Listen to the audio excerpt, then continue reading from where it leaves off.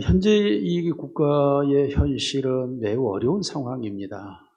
시대적 상황이 그렇지 않습니까?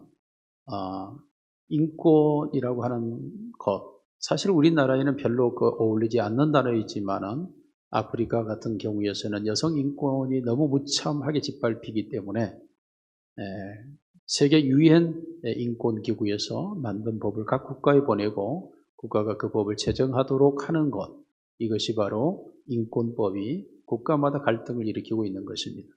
물론 공산권 국가들은 그것을 거절하고 있기 때문에 전혀 그 인권법이 적용되지 않고 있죠. 그러나 우리나라 같은 자유민주 국가에서 이러한 법이 적용되면서 윗사람과 아랫사람이 인권에 의해서 갈등하게 되죠. 스승과 제자 사이에서의 권리와 의무가 갈등으로 충돌하고 있습니다. 인륜이라고 여겨지는 남녀, 바꿔줄 수 없는 성차별이 그것이 차별이라는 단어 속에 들어와서 인권으로 인해서 충돌하고 갈등하고 있죠.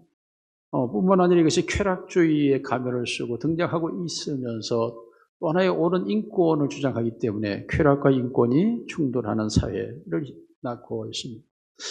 또한 생명의 측면에서도 낙태에 대하여서 여성의 자유권이냐 아니면 생명의 보호권이냐가 충돌하고 있나. 이뿐만 아니라 문화적 충돌이 거대하게 지금 발생하고 있죠. 또한 과학과 기계 문명이 AI로 인하여 세계가 불안전 속에서 어떻게 전개되어 갈지 모르는 이러한 보이지 않는 불안의 충돌이 우리 사회 속에 만연해 있습니다. 이런 과정에서 또한 의학 속에서는 생명의 연장을 위하여 수많은 일들이 발생하고 있죠. 또한 알 수 없는 전염병들이 바이러스와 세균이 발병되면서 불안한 사회를 살아가고 있을 수밖에 없는 현실입니다. 이러한 현실적인 여러 가지 문제가 일어나는 과정 속에서 사람들은 저마다 실수하게 되고 잘못하게 되고 잘못된 선택에서 인생이 망쳐지기도 하고 이런 과정 속에서 등장하는 단어가 하나 있습니다. 그게 무엇일까요? 어찌할꼬입니다. 어찌할꼬. 오늘 본문에 등장하는 단어 어찌할꼬. 이 어찌할꼬라고 하는 이 말은 한문으로는 여지하라는 단어입니다. 이 여지하라고 하는 단어가 중국의 공자가 매우 많이 사용했던 단어입니다. 여지하. 어찌할꼬. 어떻게 할까? 그러나 사람들마다 이 어찌할꼬라고 하는 마음이 있어야 된다라고 말하고 있습니다. 만일에 사람에게 어찌할꼬라는 것이 존재하지 않는 사람은 바보가 된다고 말합니다. 항상 그 마음속에 어찌할꼬라는 게 존재해야 생각을 하게 되고 그 생각이 그 사람을 만들어갈 수 있기 때문에 어찌할꼬는 반드시 사람의 마음속에 들어와 있어야 되는 단어라고 말합니다. 그러면서 이 어찌할꼬라는 측면에서 사람은 생각하게 되는데 그 생각을 하게 되면 바보도 성인이 되지만 만일 성인이랄지라도 생각하지 않으면 바보가 되고 성품이 아무리 착하고 옳은 사람도 어찌할꼬를 품지 않게 되면 그 인생은 앞 미래를 장담할 수 없는 인생이 된다고 말합니다.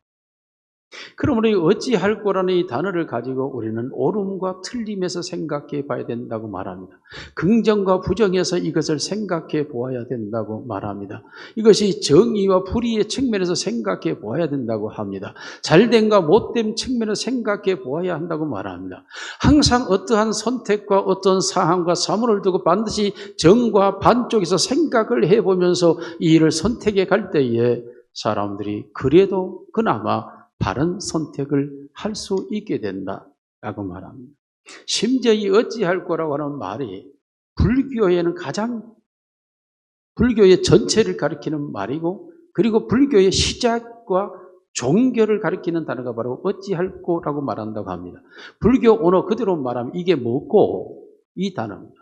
이것이 뭐고 이 일이 뭐고 이것이 모든 불교의 시작과 끝이라고 말합니다. 이것에 발전해서 온불교가 탄생되는데 온불교는 이것이 뭐고라고 하는 것이 실행의 의미에서 뭐고라고 라고 말하고 있다고 합니다. 그것이 불교와 온불교의 차이라고 말합니다. 이와 같이 어찌할 거라고 하는 것은 종교적 차원에서도 매우 중요한 자리매김하고 있는 단어이기도 합니다. 물론 우리 성경에서 어찌할 거는 그렇게 모든 것의 시작과 끝을 말하는 것이 아닙니다. 어느 한 분야와 부분에서 이것을 어찌할 거라고 성경은 말하고 있습니다. 다시 말하면 모든 종교가 가지고 있는 문제를 통탈하고 통괄하고 뛰어넘는 게 기독교의 성경이기 때문에 기독교는 정말 알 수 없는 세계를 담고 있지만은 일반 유교나 불교나 이러한 것들은 사상이고 철학적인 명제를 가지고 있기 때문에 진실한 종교의 영역, 즉 릴리기온 속에 들어올 수가 없는 것이죠. 그러나 일반적으로 종교라고 표현하니까 종교라고 하는 릴리기온이라고 하는 말은 신의 영역이기 때문에 일반 종교는 기독교 안에 들어올 수가 없는 것입니다. 신의 영역 속에 들어오지 못하기 때문이죠. 자, 그럼에도 불구하고 어찌할 거라고 하는 말, 이것이 존재할 수밖에 없는 것은 이 사회적인 상황이 너무나 복잡하기 때문에 그렇습니다. 사회 현실, 첫째로 사회 현실을 우리가 한번 들여다보겠습니다. 물론 성경을 통해서도 말하겠습니다. 여러분, 이 시대의 도덕 붕괴가 극심하게 일어나고 있죠. 옛날 우리가 말하는 도덕이라고 하는 게 아랫사람 윗사람에게 예의 바르게 예의 범절을 지킨다고 하는 단어가 존재하기 어려운 시대가 되어버리고 말았습니다. 물론 이러한 것은 사회 전반적인 문제죠. 정치, 경제, 교육, 문화 그 모든 것들이 혼재하고 그 모든 것들이 타락하고 그 모든 변질되어 있기 때문에 일어나는 현상이요 현실이라고 할 수 있습니다. 뿐만 아니라 이러한 과정에서 모든 사람들이 고학력자가 되었고 고학력자들마다 우리나라의 모든 고학력자들마다 손과 발은 없어져 버리고 머리만 남아 있어서 현장 인력이 급격하게 부족하고 그러므로 동남아 쪽에서 현장 인력이 수급되는 상황이 되어버리고 말았습니다. 현재 우리 어린이집 상황만 보더라도 한국 어린이들과 외국 아이들이 거의 비등하게 자리를 차지할 정도입니다. 이들이 성장해서 이 나라의 국민이 된다는 것은 30년이 아니라 20년 후입니다. 그리할 때에 이 나라의 형태는 어떻게 변화될까에 대한 문제도 우리가 가지고 있을 수밖에 없는 현실을 가지고 있죠. 노동자의 극심한 부족 사태가 바로 이런 현실을 가져오고 있는 것입니다. 또한 우리의 부모들, 아직도 우리 부모들 세대에서는 그저 우리 아이들을 학원과 학교에 질식시켜버림으로 말미암아 아이들이 가지고 있는 우리가 어렸을 때에 누렸던 그 자유와 그리고 그 우리의 즐거움을 전혀 현대 아이들은 가지고 있지 못한다고 하는 점이 인간의 행복 측면에서 매우 상실된 사회를 만들어가고 있는 것입니다. 우리는 어렸을 때 학교 갔다 오면 가방 집에 던져놓고 밖에 나가서 우리 순천에 말하면 똥 닦기, 딱지 따먹기, 오징어 게임 등등 온갖 놀이를 하다가 저녁이 되면 엄마가 아야 밥 먹어라 그러면 그때서야 놀다가 밥 먹으러 들어가서 밥 먹고 잠자고 그러지 않았습니까? 지금 아이들은 이러한 놀이의 문화가 거의 존재하지 않고 아이들이 놀 수 있는 공간이 너무 협소한 그런 상황 아닙니까? 이번 풋살 대회를 해보니까 아이들이 너무 좋아하는 거예요. 풋살 대회 와가지고 막 뛰어노는 것이 너무너무 신이 나가지고 학교와 학원에 갇혀있던 아이들에게 세상이 열려있는 것처럼 천지가 개벽한 것처럼 이 아이들이 그렇게 좋아하는 이러한 사회 문제뿐만 아니라 너무나 경제적 사회가 되다 보니까 경제적 이권을 향하여 모든 사람들이 거기에 초점을 맞추고 이익이 되면 친구가 되고 손해가 되면 적이 되는 경제 공동체 속에서 경제가 중심이 되어서 다시 물질 만능 사회가 되어가지고 물질을 통해서 모든 인간관계가 결정되고 판단되는 그런 사회. 이런 현실 속에 우리가 살아가고 있는 겁니다. 그런 과정 속에서 국민들이 가장 극심한 실망과 좌절과 고통이 무엇입니까? 선택의 실패라는 것입니다. 선택의 실패라고 하는 것을 우리가 성경에서 한번 들여다보면 솔로몬 왕이 통치하다가 그 솔로몬 통치할 때에 왕궁 건축을 14년 동안 하면서 모든 국고와 인력을 총동원해서 노동을 시켰고 그리고 성전 건축 7년 동안을 하면서 이 성전은 온통 금으로 도배되어 있는 성전 아닙니까? 이 성전을 건축하면서 국력과 인력을 동원했죠. 그리고 솔로몬이 죽고 그의 아들 르호보암이 왕이 될 때에 신하들이 나와서 르호보암이 요구한 게 무엇입니까? 그렇게 말하고 성경 그렇게 기록하고 있습니다. 왕의 부친은 우리에게 멍에를 무겁게 하였으나 왕은 이제 왕의 부친이 우리에게 시킨 고역과 무거운 멍에를 가볍게 하소서. 그리하면 우리가 왕을 섬기겠습니다. 이 말을 들은 르호보암 왕은 내가 3일 후에 답을 주겠다고 돌려보내고 자기 아버지 솔로몬과 함께 섬겼던 연로한 대신들과 그리고 자기와 함께 자라난 젊은 대신들을 불러서 의견을 듣고 3일 후에 그들에게 대답하죠. 나는 너희를 아버지 때보다 더 큰 고역을 시킬게. 이미 솔로몬 왕 때의 반역을 주도하다가 애굽으로 쫓겨갔던 여로보암이 돌아와서 그 여로보암이 선동하고 있는 이들이 그렇다면 우리는 르호보암을 반대한다 라고 12지파 중에 10개의 지파가 여로보암을 왕으로 그리고 그 가나안 땅을 점령했던 이스라엘의 대부분이 여로보암을 지지하는 대로 돌아서 버려. 자, 그렇게 해서 남유다와 북이스라엘이 나누어지게 되죠. 그러면 북이스라엘은 과연 여로보암을 선택하고 여로보암 찾아갔으면 그들 속에 그들이 원했던 그러한 편안과 자유와 부유가 있었는가? 아닙니다. 성경은 오히려 그들이 여로보암이 통치자가 되어서 더욱더 그들은 강한 압박과 주권을 상실하게 되고 그들은 정치적인 자유가 억압됐을 뿐만 아니라 그들은 종교의 자유까지도 박탈당하여서 하나님의 성전이 예루살렘에 나가지 못하도록 가로막아 버렸지 않습니까? 북을 넘어가지 못하도록 단의 우상을 섬기고 그리고 유다로 넘어가지 못하도록 사마리아의 우상을 세워서 섬기도록 함으로써 오히려 자신들이 선택한 결과의 자유와 평안과 복지는 오히려 얻지를 못하고 맙니다. 이와 같이 무지한 국민들은 항상 자기들이 선택해놓고 선택한 그 이유와 목적에 도달되지 못한 정권에 대하여 또 속았고 또 속았다고 하면서 속고 속는 속은 일로 인하여 고통하고 있는 것입니다. 오늘 본문은 우리가 복음주의적인 측면에서 바라보기보다는 정치적인 측면에서 한번 바라본다면 당시 사회를 지배하고 있는 유대의 대제사장과 서기관과 그리고 장로들과 바리새인들이 사례들이 공의회를 형성하고 그 권력을 가지고 유다 국민들을 통치하고 있었던 것 아닙니까? 그 대제사장들과 장로들과 바리새인들의 충동을 받고 그들이 일어섰습니다. 일어서서 그들을 향하여 반대하고 있는 저 예수를 죽여라. 이 선동에 온 예루살렘의 성민과 오순절에 참여했던 모든 백성들이 거기에 동요하기 시작합니다.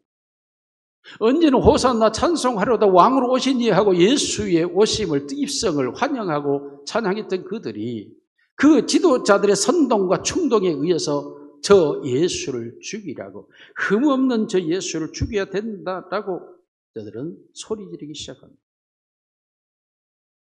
마침내 저들의 선동과 충동 그리고 저들의 외침에 의해서 빌라도는 예수를 사형에 선언하고 예수를 십자가에 못 박아 죽이는 일을 진행을 합니다.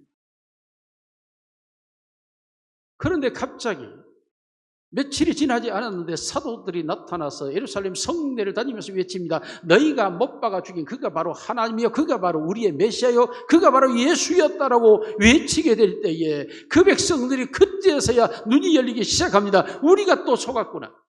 우리가 선동에 또 속았고 충동에 또 매몰되었고 저들의 흥분시키는 흥분에 우리가 바른 생각을 놓쳐버렸구나.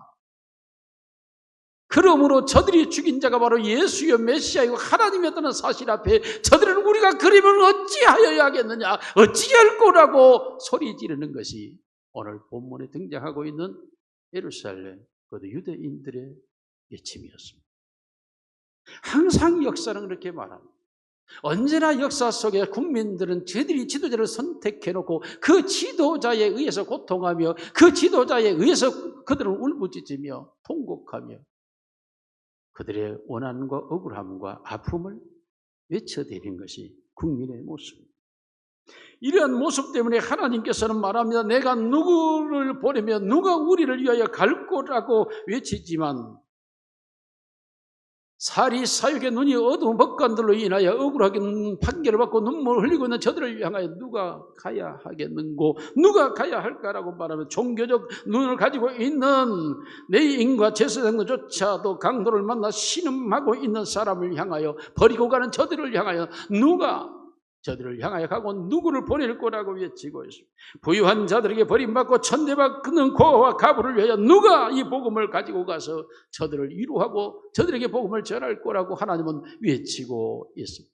누가 이 사회와 이 시대를 향하여 가야 하느냐라고 하나님은 외치고 있습니다. 그때 이사야처럼 주여 내가 여기 있나이다 나를 보내소서라고 등장하는 사람들이 많지 않다라는 것입니다. 하나님은 이사야의 후예를 찾고 있지만 내가 여기 있나이다 나를 보내소서라고 말하는 사람들이 많지 않고, 사랑은 독선이 아닙니다. 사랑은 양보고 이해고 보호고 협력이며 유익을 주고 희생하는 것이 바로 이런 사랑의 매개체가 존재할 때의 자유와 평화가 인간에게 느껴지게 되는 것이고, 이러한 자유와 평화가 갈 때의 아름다운 사회, 행복한 사회가 이루어져 가는 것입니다. 그러나 현실의 권력들은 항상 하나를 주는 척하고 10개를 빼앗아갑니다. 조그만 권익을 주는 것 같지만 그 자유를 억압하게 됩니다. 국민을 향하여서 선동하고 충동하고 흥분을 시킬 뿐 사랑을 주는 것 같으나 곧 유혹이었고, 적은 것을 크게 베푼 것 같으나 실제로 모든 권리를 빼앗아가고 마비시키는 결과를 가져. 그러므로 국민들은 소리 지르며 또 속았다. 나는 저를 사랑했는데 저에게서는 도무지 내게 돌아오는 사랑이 없다. 또 속고 또 속고 또 속았으면서 국민들은 또 속고 있는 것입니다. 소망이 없는 백성들은 항상 외칩니다. 이를 어찌할 거라고 외치게 되는 겁니다. 이 소망을 잃어버렸을 때, 정치 권력에서 소망을 빼앗겨버렸을 때, 소망이 절박이 되어버렸을 때, 믿을 수 없고 믿음을 주지 않는 불신 속에 어찌할 거가 터져나오고 있고, 사랑인 줄 알았는데 유혹이었고 동정인 줄 알았는데 더 많은 것을 빼앗기는 현실 앞에 국민들은 어찌할 거를 외치게 되고, 그렇다면 도무지 소망이 없는 이 사회에서 무엇을 해야 하느냐며 어찌할 거라고 소리를 지르는 것입니다. 이러한 사회적 현실과 이러한 정치 권력 앞에, 이 국가의 현실 앞에 우리는 어떻게 해결책을 찾아야 할까요?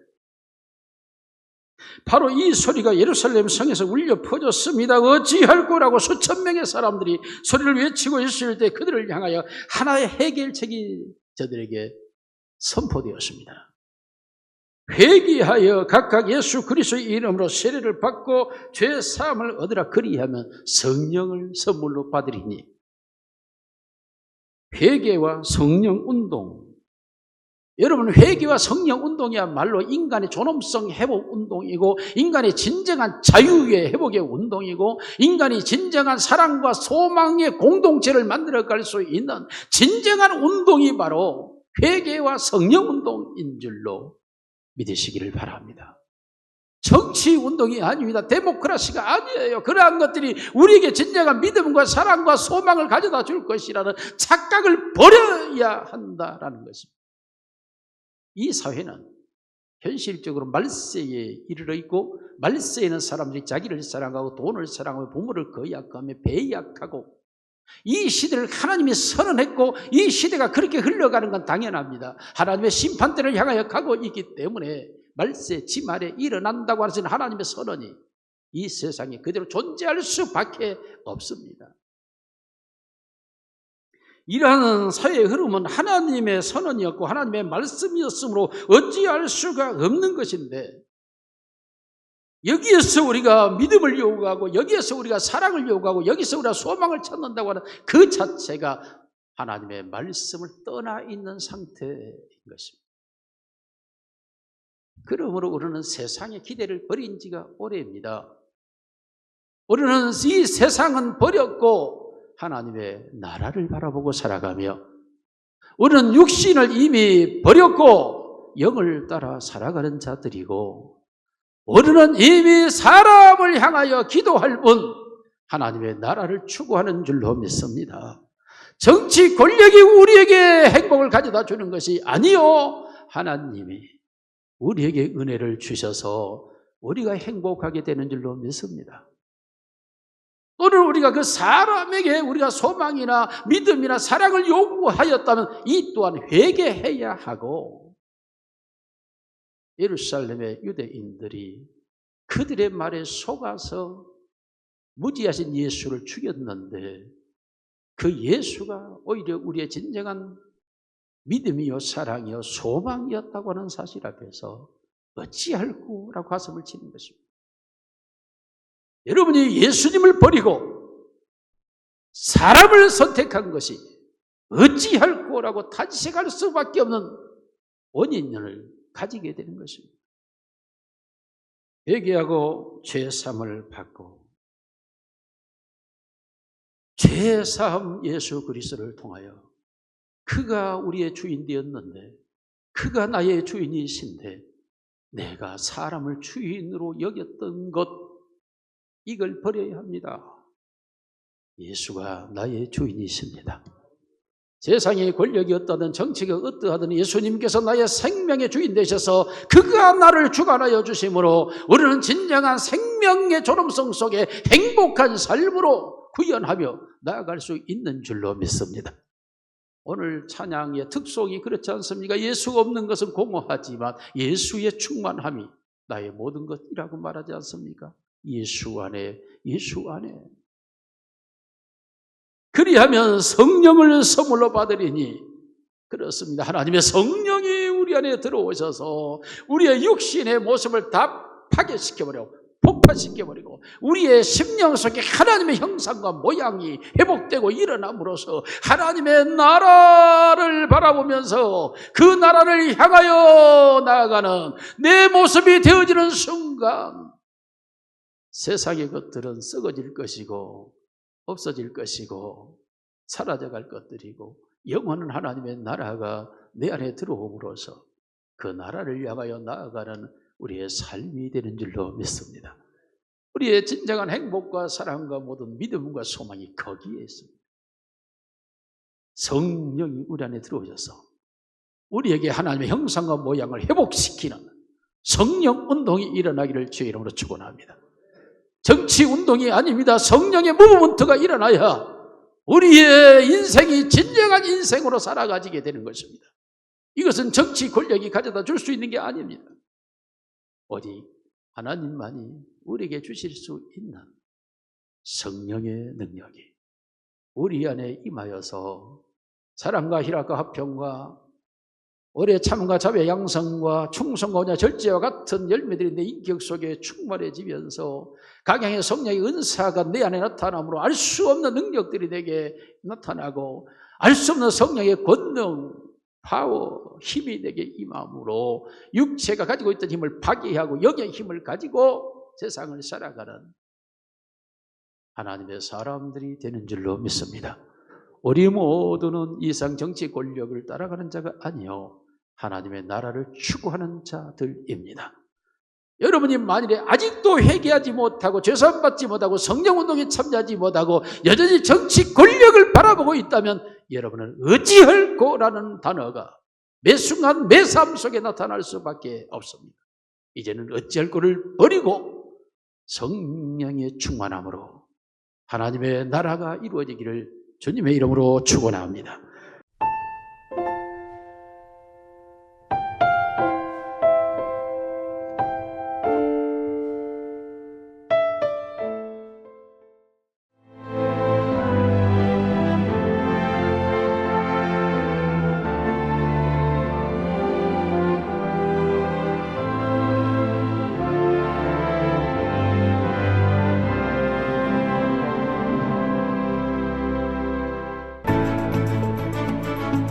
일 년 12달 꽃피는 섬이 있습니다. 천사섬 신안 사계절 꽃축제.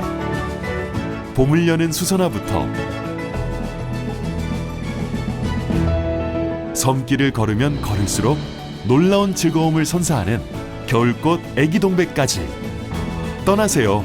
이제 대한민국 섬여행은 사계절 꽃축제와 함께. 천사섬 신안. 푸른바다 너머 꽃들이 사랑한 섬 도초도 6월 수국이 만개한 그곳에서 섬은 꽃으로 물듭니다. 도심에서 한 걸음 벗어났을 뿐인데 마치 다른 계절에 온 듯 팽나무 십리길 따라 걷다 보면 어느새 마음도 환해집니다. 천사섬 신안 섬 수국축제. 올여름 꼭 한번 가보고 싶은 섬 천사섬 신안.